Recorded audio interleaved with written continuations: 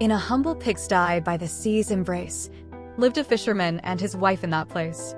With each cast of his line, he sought for his meal. Yet one day, fate's hand dealt a curious seal. For as he sat waiting with rod in his grip, a great fish broke surface, a magical slip.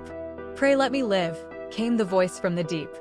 "I am no mere fish, but a prince, do not weep." The fisherman laughed. "Oh, what tales you weave. A talking fish? Surely I cannot believe." With a flick of his wrist, he returned the fish down to the waves to fulfill its own wish. When he returned home, excited to share, his wife, Ilsebil, with a sharp, greedy stare, said, "Did you not ask for a wish, my dear man? For in this pigsty, we live like we can." With a heavy heart, he returned to the shore. The sea's colors muddied a foreboding lore. "O man of the sea, hearken to me. My wife Ilsebil has a want, can't you see?" "What does she wish?" asked the fish from below. "My wife wants a cottage, a snug place to grow." "Go home," said the fish, "she's there at the gate." And the fisherman found her, his heart filled with fate.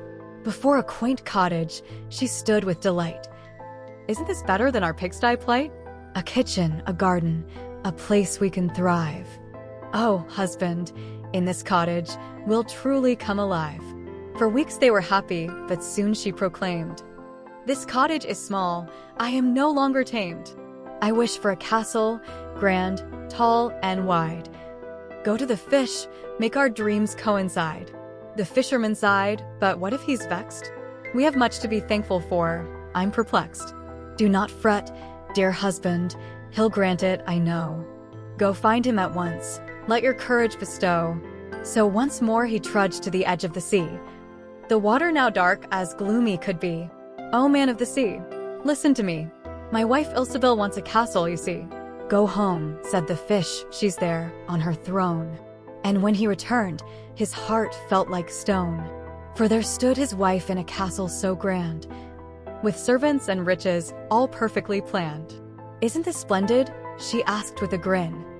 "Now we'll live happily, our new life can begin." Yet the weeks rolled away, and her want grew more bold. "I need to be queen, for my heart feels so cold." "Oh, wife," he replied, "what more can we seek? The fish may grow weary, this wish feels so weak." "Go," she demanded, "I wish to be queen. To the fish at once, I must sit on my sheen." With a heavy heart, he returned to the waves. The sea's angry churn made him feel like a slave. "O man of the sea, hearken to me.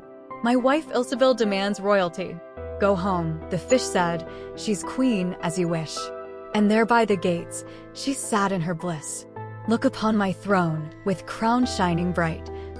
Now we shall have joy, our future is right." Yet as they lay down in their castle of gold, she stirred in the night, her ambitions uncontrolled. "I want to be emperor," she exclaimed with a gleam. "Go to the fish, make it happen, I dream." "Alas, my dear wife, why seek for such power? The fish cannot make you an emperor, I cower." "Go," she commanded, "for I am your queen. You must obey me, I shall wear the sheen." So back to the sea he went, heart full of dread. The waves tossed and turned, with shadows widespread. "O man of the sea, hearken to me. My wife Ilsebil wishes for more, can't you see?"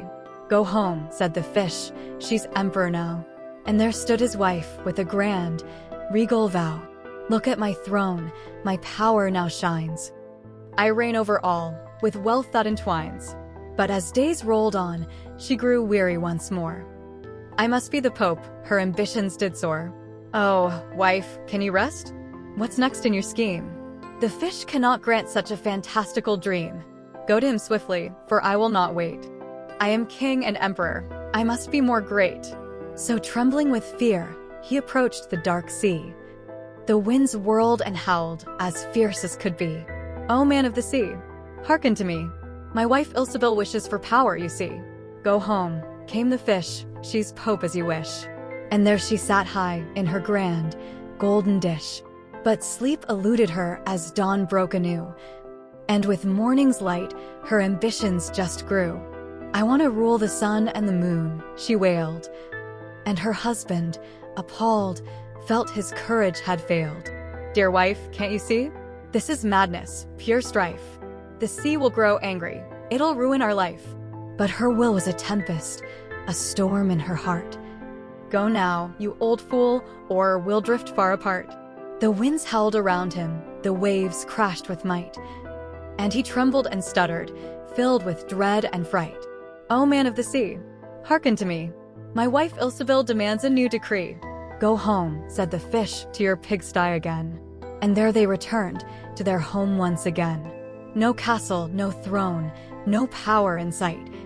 Just a pigsty to dwell in, by day and by night. So they lived there, content, in their humble abode, with lessons learned hard, on ambition's dark road. For greed knows no bounds, and once it takes flight, it may lead you to darkness, away from the light.